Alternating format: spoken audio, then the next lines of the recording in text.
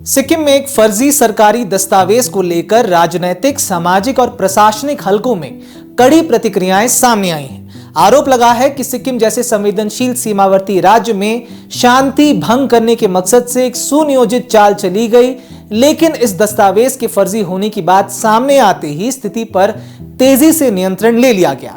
FIR दर्ज हो चुकी है, जांच शुरू हो चुकी है और अब उम्मीद की जा रही है कि इस पूरे मामले के पीछे मौजूद व्यक्ति या नेटवर्क की पहचान जल्द सामने आएगी।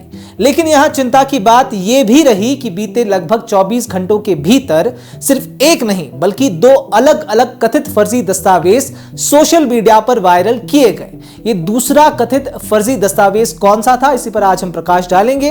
हालांकि प्रशासन की त्वरित कार्यवाही, राजनीतिक दलों की सक्रियता और सामाजिक संगठनों के हस्तक्षेप के चलते इन मामलों पर व्यापक स्तर पर कानूनी और साइबर जांच शुरू हो चुकी है। आज इसी पर हम विस्तार से बात करने जा रहे हैं हमारी इस रिपोर्ट में। नमस्कार, मैं हूं केवल तामंग और आप देख रहे हैं खबर समय सिक्किम। हमने इस रिपोर्ट को लिखने में जल्दबाजी नहीं की है, सभी पक्षों को सुना है, उपलब्ध दस्तावेजों और आधिकारिक प्रतिक्रियाओं को देखा है, उसके बाद ही ये रिपोर्ट तैयार की गई है। क्योंकि ऐसे संवेदनशील मुद्दों पर बिना सत्यापन कोई भी प्रतिक्रिया देना न केवल गैर जिम्मेदाराना है बल्कि सामाजिक तनाव का कारण भी बन सकता है। ये आम जनता के लिए भी एक महत्वपूर्ण संदेश है, सबक है कि सोशल मीडिया पर वायरल किसी भी सामग्री को सत्यापित किए बिना साझा करना खतरनाक साबित हो सकता है।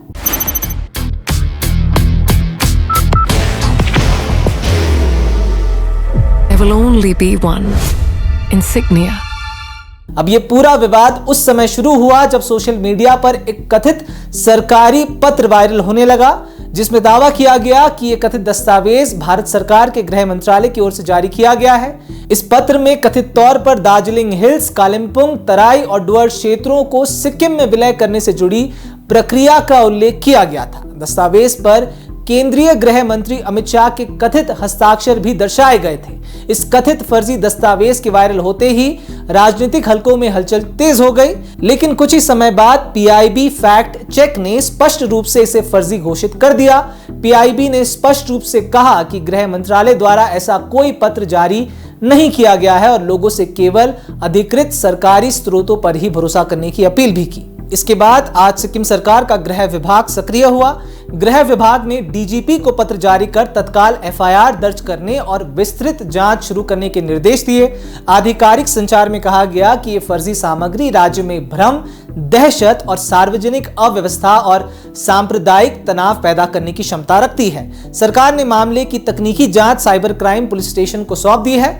जांच में सोशल मीडिया पोस्ट के स्रोत, आईपी एड्रेस, डिजिटल फुटप्रिंट और संबंधित व्यक्तियों की पहचान की जाएगी। साथ ही सोशल मीडिया प्लेटफॉर्म्स में फर्जी सामग्री हटाने और आगे प्रसार रोकने की प्रक्रिया भी शुरू की गई है। अब राजनीतिक दलों ने भी इस मुद्दे पर तीखी प्रतिक्रिया दी है। एसकेएम प्रवक्ता विकास बस्नेत ने बीते कल ही सोशल मीडिया पर जारी अपने बयान में कहा कि वायरल दस्तावेज में कई तकनीकी और प्रशासनिक विसंगतियां हैं, जिनमें असामान्य रेफरेंस फॉर्मेट, डिजिटल सत्यापन की कमी और सरकारी ड्राफ्टिंग शैली से मेल ना खाने वाली भाषा शामिल है। उन्होंने इसे अफवाह और डर फैलाने वाला बताया। उनकी पार्टी एसकेएम ने भी एक बयान जारी कर वायरल दस्तावेज को फर्जी, भ्रामक और मनगढ़ंत बताते हुए इसकी निंदा की। पार्टी ने कहा कि संवेदनशील मुद्दों पर सोशल मीडिया के जरिए भ्रम फैलाना गैर जिम्मेदाराना और खतरनाक प्रवृत्ति है। पार्टी के अनुसार उनकी तरफ से भी एक एफआईआर दर्ज कराई जा चुकी है।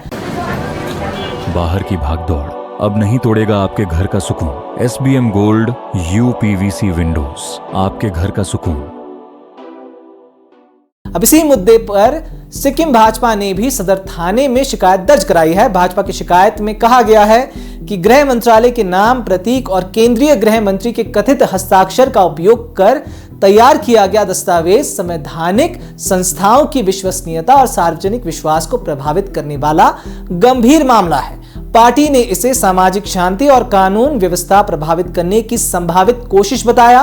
कल से सामाजिक संजाल में एक दुष्प्रचार भारत के गृह मंत्री के नाम से जो एक अधिसूचना फेक जो जारी कर जो भ्रामक यहाँ पे सूचना जो प्रसार हो रही है, उसको लेकर के हमने एक एफआईआर दर्ज की है हम चाहते हैं कि सिक्किम सरकार, जो गृह विभाग ने भी एक इसके ऊपर कार्रवाई आज आरंभ की है, कि ऐसे जो कृत्य समाज में दुष्प्रचार करने वाले जो देश विरोधी तत्वों को कानूनी कार्रवाई करके इसकी पहल आगे सिक्किम सरकार ले, ये हम अपेक्षा करते हैं। और इसके साथ साथ बहुत से ऐसे सामाजिक संचालन जी इसके विषय में जानकारी होते हुए भी इसको आगे प्रचार कर रहे हैं, ऐसे भी लोगों के ऊपर भी कानूनी कार्रवाई होनी चाहिए, ये मांग हम करते हैं। और इसी विषय को लेकर के आज हम यहाँ आए थे और ये FIR दर्ज हमने यहाँ सदर थाना में की। इसके बाद सिक्किम मूल निवासी सुरक्षा संघ यानी कि SMSS ने भी रंगपुर पुलिस स्टेशन में आज एक शिकायत दर्ज कर मामले की गहन जांच की मांग की है। संगठन ने कहा कि सिक्किम एक रणनीतिक और संवेदनशील सीमावर्ती राज्य है। ऐसे में इस प्रकार की फर्जी और भड़काऊ सामग्री सार्वजनिक शांति, सामाजिक सद्भाव और राष्ट्रीय सुरक्षा से जुड़े गंभीर सवाल खड़े करती है। जो ये गलत काम करता है, सामाजिक संचार का दुरुपयोग करके आज शांति श्रृंखला को भंग करने का कोशिश कर रहा है, इसका सजा क्या होता है? कठोर से कठोर सजा दीजिए। और ये सारा भारतवासी, सारा सिक्किमीज को ये दिखाइए कि कौन आदमी था ये सिक्किम का शांति श्रृंखला भंग करने वाला। क्या कोई पॉलिटिकल पार्टी से है, या कोई विदेशी नागरिक है, या देश का कोई अन्य स्टेट का आदमी है? ये अन्य स्टेट का है तो कौन सा स्टेट का है? इसका मकसद क्या है हम लोग का बदनाम करके? लेकिन ये विवाद यहीं नहीं थमा। इसी दौरान एक अन्य कथित फर्जी दस्तावेज भी सोशल मीडिया पर वायरल हुआ, जिसको लेकर अलग स्तर पर शिकायत और कार्यवाही की मांग उठी। दूसरा कथित फर्जी दस्तावेज जो सामने आया, उसमें पूर्व मुख्यमंत्री और SDF अध्यक्ष पवन चामलिंग के नाम से कथित मेमोरेंडम वायरल किया गया। उस दस्तावेज में यह दिखाने की कोशिश की गई कि पवन चामलिंग कथित सिक्किम दार्जिलिंग विलय प्रस्ताव का समर्थन कर रहे हैं। SDF ने तुरंत इस दस्तावेज को फर्जी, मनगढ़ंत और दुर्भाग्यपूर्ण बताते हुए आज नामची थाने में FIR दर्ज कराई है। पार्टी ने अपनी शिकायत में एक फेसबुक पेज का उल्लेख करते हुए आरोप लगाया कि फर्जी मेमोरेंडम जानबूझकर सोशल मीडिया पर प्रसारित किया गया ताकि पूर्व मुख्यमंत्री पवन चामलिंग की छवि खराब हो, लोगों को भ्रमित किया जाए और सिक्किम व दार्जिलिंग हिल्स में सामाजिक तथा राजनीतिक तनाव पैदा हो। SDF ने अपनी शिकायत में कहा कि इस प्रकार की सामग्री केवल राजनीतिक दुष्प्रचार नहीं बल्कि सार्वजनिक शांति और सामुदायिक सौहार्द को प्रभावित करने की क्षमता रखती है। पार्टी ने साइबर जांच, डिजिटल स्रोतों की पहचान और जिम्मेदार लोगों पर कड़ी कार्यवाही की भी मांग की है। Elevate your career at IIHM Siliguri, organizers of the International Young Chef Olympiad. Earn a degree with placements in France and Mauritius. Now in Kalimpong. अब इस पूरे घटनाक्रम ने एक बड़ा सवाल खड़ा कर दिया है कि आखिर इतने संवेदनशील मुद्दे पर एक साथ दो फर्जी दस्तावेज क्यों और कैसे सामने आए?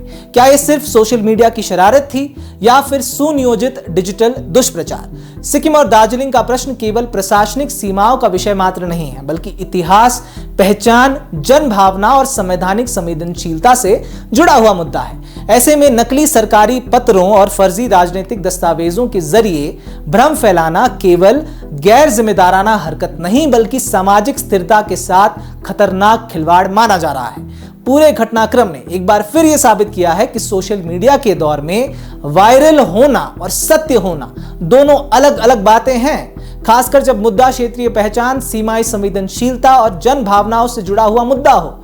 ऐसे मामलों में अफवाहें वास्तविक तनाव में बदल सकती हैं। इस मामले में सबसे सकारात्मक पहलू यहां यह रहा कि प्रशासन, राजनीतिक दलों और सामाजिक संगठनों ने अलग अलग स्तर पर त्वरित प्रतिक्रिया दी और स्थिति को व्यापक तनाव में बदलने से पहले ही नियंत्रित कर लिया गया। इसी बीच सबसे बड़ा सवाल कि इन फर्जी दस्तावेजों के पीछे आखिर कौन लोग हैं, उनका उद्देश्य क्या था? जवाब अब जांच एजेंसियों को तलाशना है, जिसका इंतजार हमें भी रहेगा और आपको भी रहना चाहिए। तब तक के लिए ऐसी तमाम खबरों को जानने के लिए हमारे साथ बिल्कुल बने रहें और देखते रहें खबर समय सिक्किम, हर समय खबर समय। धन्यवाद।